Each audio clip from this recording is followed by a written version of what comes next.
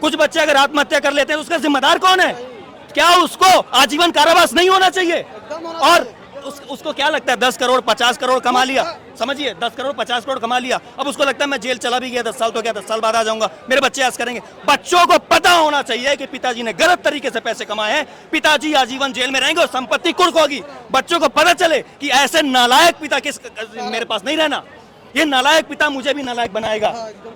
लायक जनता चाहिए हमें, लायक पिता चाहिए हमें, नालायक घूसखोर देशद्रोही नहीं चाहिए। Actually, this is the full form of JPC, you can see right here. So, this is happening with every youngster over here. And why this is happening? Because the system is not changing. We need the change in the system, not the change in any political person. हमें system में change चाहिए, क्योंकि अगर आप बोलोगे कि हमें ईमानदार आदमी चाहिए तो ईमानदार आदमी करप्ट सिस्टम में आके बर्बाद हो जाएगा। लेकिन अगर सिस्टम खतरनाक है, सिस्टम क्रूर है, सिस्टम स्ट्रांग है, तो कोई अगर बेईमानी करना भी चाहेगा तो उसे ईमानदारी से ही जीना पड़ेगा।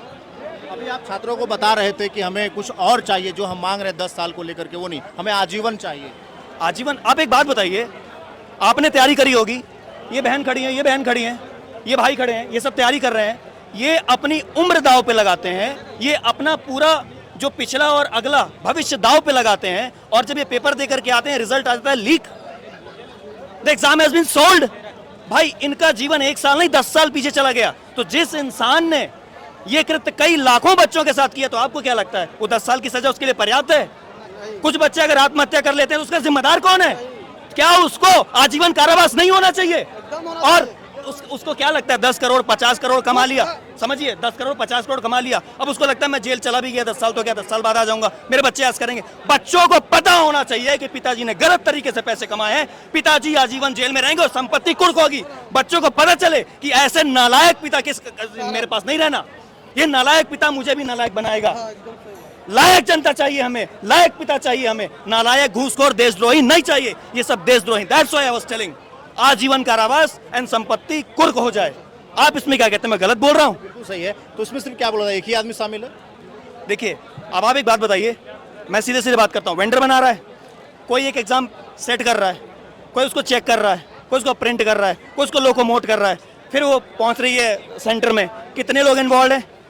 अब इसमें से किस जगह लीक हो गया कौन जानता है?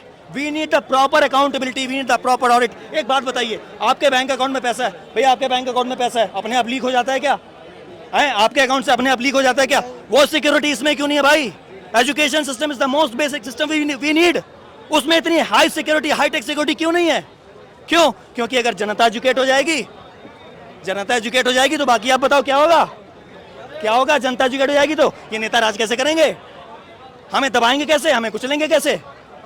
This is what they do not want us to study. वो हम नहीं चाहते कि हम एजुकेशन में हायर पोस्ट पे जाए, वो नहीं चाहते कि एजुकेशन फेयर एंड फाइन सबके लिए हो। This is what I was trying to describe. और ये झारखंड ने दिया है, मैं यहाँ का नहीं हूँ, मैं मध्य प्रदेश से आया हूँ। आई वॉज एट दिल्ली, मैं जंतर मंतर में भी था। जंतर मंतर के प्रोटेस्ट से ये प्रोटेस्ट एक स्टेप अहेड है। क्यों अहेड है? जंतर मंतर में हमने क्या मांगा? इस्तीफा। उससे कुछ हुआ क्या? इस्तीफा से आप बताइए कुछ हुआ? एक आदमी का दूसरा आ गया, सिस्टम ने चेंज किया क्या?